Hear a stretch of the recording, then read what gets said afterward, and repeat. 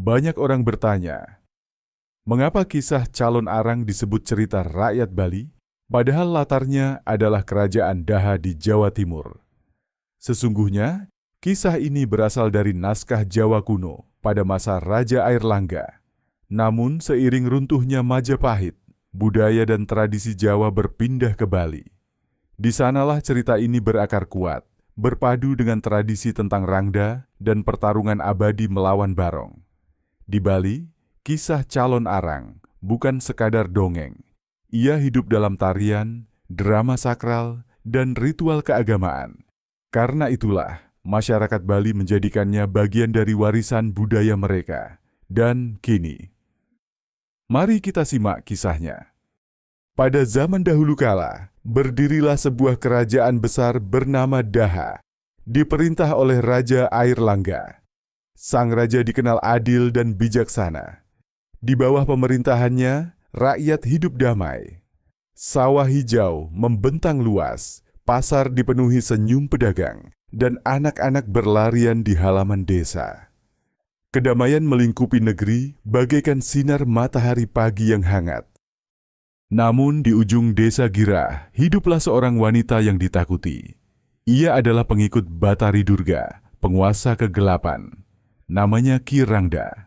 Tetapi rakyat menjulukinya Calon Arang. Sejak kematian suaminya, ia hidup dalam dendam. Ilmu hitam menjadi pelariannya. Wajahnya selalu sinis, penuh curiga pada setiap orang. Ia tinggal bersama putri semata wayangnya, Ratna Manggali. Gadis cantik, berperangai halus. Tetapi tak ada seorang pun pemuda yang berani mendekatinya, sebab takut pada ibunya yang sakti. Ratna pun hidup dalam kesepian, meski hatinya tulus dan penuh kasih. Pada suatu hari, seorang pemuda tampan bernama Widyasta datang. Ia mengaku ingin berguru pada Calon Arang. Dalam hati, Calon Arang melihat peluang. Mungkin inilah jodoh untuk Ratna. Tapi ia tidak tahu. Di balik senyumnya, Widyasta menyimpan kebejatan. Malam itu, Widyasta melakukan perbuatan hina. Ia menggoda seorang gadis desa dengan kasar. Pemuda-pemuda marah, lalu menghajarnya habis-habisan. Namun luka-lukanya sembuh begitu saja. Warga desa ketakutan, lalu mengusirnya.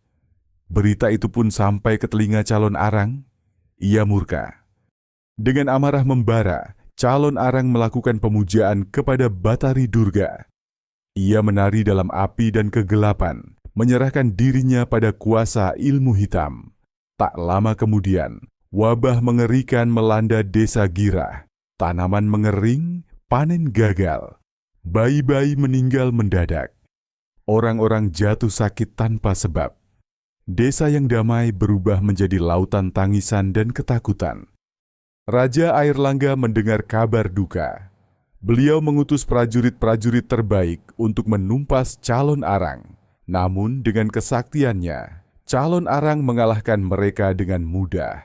Prajurit kerajaan mundur dengan luka dan ketakutan. Amarah Calon Arang semakin menjadi. Ia meluaskan wabah, menghancurkan desa-desa lain. Kerajaan Daha pun berada di ambang kehancuran. Putra Raja, Pangeran Jayabaya, berkeliling perpustakaan kerajaan. Di antara tumpukan lontar kuno, ia menemukan jawaban. Dalam lontar itu tertulis, hanya Empu Baradah, pendeta agung dari Lemah Tulis, yang mampu menaklukkan ilmu hitam Calon Arang. Tanpa menunda, utusan segera dikirim untuk menemui sang pendeta. Di padepokan Lemah Tulis, udara terasa damai. Empu Baradah menyambut utusan kerajaan dengan tenang. Setelah merenung, ia menyusun rencana. Murid kepercayaannya, Bahula, harus menikahi Ratna Manggali. Hanya dengan begitu, hati Calon Arang bisa luluh dan wabah berhenti. Pernikahan Ratna Manggali dan Bahula digelar meriah. Gamelan bertalu, rakyat bersuka cita. Ratna tersenyum bahagia dan Calon Arang menitikkan air mata haru. Untuk pertama kalinya ia merasa damai.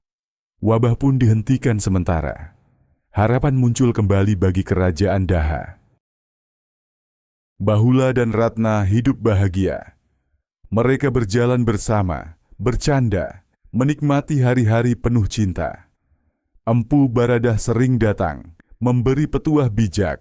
Hati calon arang perlahan luluh. Ia jarang melakukan pemujaan. Ratna melihat harapan, mungkin ibunya bisa berubah. Calon arang akhirnya bersedia disucikan oleh Empu Baradah. Upacara pun digelar. Api dupa menyala, mantra suci terlantun.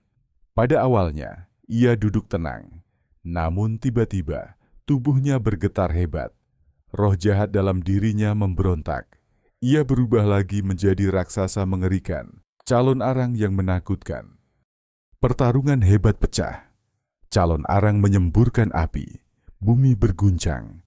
Langit dipenuhi asap hitam. Empu Baradah tetap teguh, cahaya suci mengusir kegelapan. Akhirnya ia mengeluarkan ajian pamungkas. Cahaya suci membakar raksasa itu. Calon arang pun hancur, menjadi abu yang berterbangan di angin malam. Dari abu itu, muncul kembali wujud Ki Rangda. Wajahnya pucat, matanya redup. Ia menunduk, menyesali semua dosa. Dan demikianlah nyawa Ki Rangda meninggalkan raganya. Sejak itu, wabah pun hilang. Rakyat bersorak gembira. Kerajaan Daha kembali tenteram. Kisah calon arang bukan sekadar legenda. Ia mengajarkan bahwa dendam hanya membawa penderitaan. Namun kasih seorang ibu kepada anaknya tak pernah padam, bahkan dalam kegelapan sekalipun. Pada akhirnya pengakuan dan penyesalan adalah jalan menuju kebaikan. Itulah mengapa kisah ini terus hidup. Dari Jawa hingga Bali, dari masa lalu hingga hari ini, calon arang tetap menjadi pengingat bagi kita semua. Namun di sisi lain, saya merasa iba pada calon arang. Kita sering mendengar kisahnya hanya dari sisi kelam, seakan ia hanyalah seorang penyihir jahat yang menebar bencana. Tapi, pernahkah kita melihatnya sebagai seorang ibu? Seorang perempuan yang hanya ingin anaknya bahagia, menikah, dan diterima oleh masyarakat. Bayangkan rasa sakit yang ia tanggung ketika penolakan demi penolakan datang. Bukan hanya pada dirinya, tetapi juga pada putri yang paling ia cintai. Dari luka itulah lahir amarah. Dari kecewa itulah lahir kegelapan. Mungkin, calon arang bukan sekadar tokoh yang menakutkan. Ia juga potret seorang ibu yang hatinya hancur, yang cintanya pada anak berubah menjadi jalan yang salah. Dan di balik semua cerita yang kita dengar, tersimpan sisi manusiawi yang sering terlupakan. Air mata seorang ibu yang hanya ingin kebahagiaan sederhana untuk anaknya.